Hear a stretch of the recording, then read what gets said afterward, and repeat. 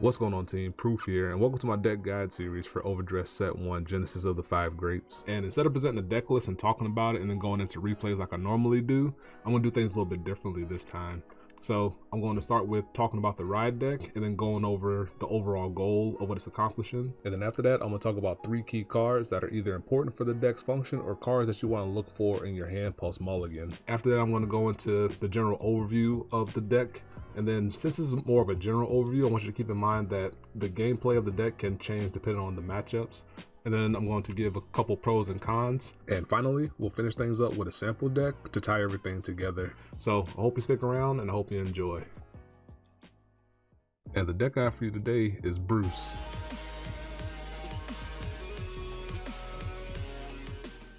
So let's go ahead and hop into it. And Bruce's ride deck has a few goals that it accomplishes. Firstly, it gives you the majority of the way to being able to activate Bruce, because through the ride deck itself, you can net 4 cards in soul by the time that you're on Bruce. So you really need one other card to soul charge to use Bruce at least one time. But it can also be useful to use that soul that you accumulate for some of your soul blast skills if you so choose to use them. And then lastly, the starter being able to be called out via Steve can force your opponent into a 1-to-pass situation with a 15k shield, when otherwise, if you didn't have the booster back there, they could very easily put down a 15k shield, if you're going second of course, to no pass your Vanguard, which means you're not getting that damage in on your opponent. And Bruce really thrives on being able to efficiently get damage on the opponent. And next up for the key cards, we have Marjorie, Eden, and Gun. Marjorie is key because she's really important to have on your final rush turns for being an efficient beater, for being 23k, and it allows you to gain 2 soul charges, which might be the tipping point for you to be able to activate Bruce on that turn. So allow you to get 2 soul charges, and it gives you a card back into your hand that could be useful for protecting yourself for the following turn, or just being able to dig another piece to have for a future turn. And then being able to attack 23k or more twice is really strong.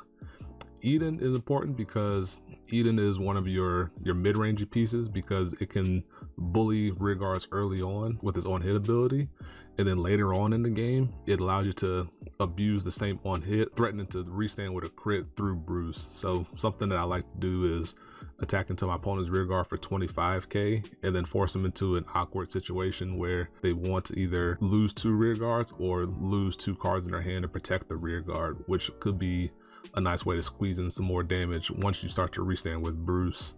Gun is key because it can be a multi-purpose tool for Bruce, in that early on in the game you can use the Soul Blast 3 ability to draw a card. Maybe you'll dig for a piece you can use later, or later on in the game it could just be useful for being on place to soul charge 1, and then you can sacrifice him to Marjorie and net 3 cards in soul total between the 2 cards, which kind of what I alluded to with Marjorie could be that tipping point you need to be able to activate Bruce again. So it really makes a nice functional way to be able to play pre-final rush and then post-final rush as well, which to me is an important factor for Bruce. Overall gameplay, you're kind of playing 2 games where during the first 3 turns you're really trying to use your pieces effectively to push damage on your opponent without overextending, because if you overextend you won't have means to do an effective final rush turn. And then once you get to turn 4 and above, you really want to activate your final rush skills and be able to abuse them to beat your opponent down, or just to gain value over time as well. As for the pros, it has an incredibly strong end game with Bruce's restand ability, and then you have some really strong pieces that can gain power while you're in final rush state, and then you can also get some nice value going as well through those same cards. And then it has a pretty flexible game plan, a little slower early if you need to in some matchups, or it can be faster in matches where you need to, and then you can just get to turn 4 and start abusing the final rush mechanic. And then it has really good flexible management of resources as well, because Bruce doesn't use a whole lot of counter blasts outside of Eden and some other cards you may want to include. And then Soul is very flexible as well, considering that we can use Gun Soul Blast 3 ability and generally have no issue refilling back to 5 to use Bruce's ability. Can really make good use of that throughout the course of the game. As for the cons, the first con I wanted to point out is that the Bruce deck is kind of susceptible to retire and removal effects, because you really want to be able to push damage on your opponent and trying to maintain resources to make sure you have an effective final rush turn. But if those pieces get burnt down, then Bruce has to commit more from hand, and by doing so it kind of leaves those pieces exposed, so you may not be able to use them for final rush turns. And it kind of puts me into my next con, because if you miss out on your power gain final rush cards like Eden, Marjorie, Colossus, if you use it, it makes your final rush turn much less threatening. You don't get as much value out of using Bruce's Soul Blast 5 skill that turn. So overall, the turn itself is going to be much less threatening. So you kind of want to keep that in mind while you're trying to find pieces to hold in your hand for the future way, if you want to play it now or if you want to hold it for the final rush turn. So that'll do it for the overview. Let's go ahead and get to the sample deck. And the first thing I wanted to touch on here, in the grade 3s, we have Colossus from the start deck. And what he offers is the ability to have really good power on your final rush turns, and allows you to get another soul charge in, which might be the breaking point you need to activate Bruce. And being able to present 28k or 38k if you persona road really helps out Bruce, because it just gives you that extra layer of consistency, that power consistency that we talked about, to be able to make sure that you can beat your opponent down with your final rush abilities. In the grade 2s, we have Electro Spartan, and what he offers is the ability to give you some rapid soul charging, because he can soul charge too. And the counter blast isn't really an issue because the deck doesn't use a ton of it early on, so Spartan kind of has a premium on that. And it combos very well with Gun, because you can play Gun, Soul Blast 3 and draw, and then you can play a Spartan, and then you can counter blast 1 and soul charge 2.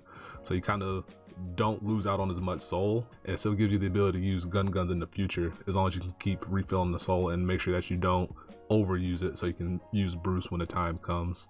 Other grade 1 I wanted to touch on is Proto Bulb, and I only use a couple of them because a lot of the soul blasting is done prior to final rushing with Gun, but Proto Bulb is really good at allowing you to get some utility and get some cards back to your hand, such as a Perfect Guard or a Bruce or things of that nature. And then bring up the rear is Acrobat Presenter, and there's two nice interactions that I wanted to touch on with it.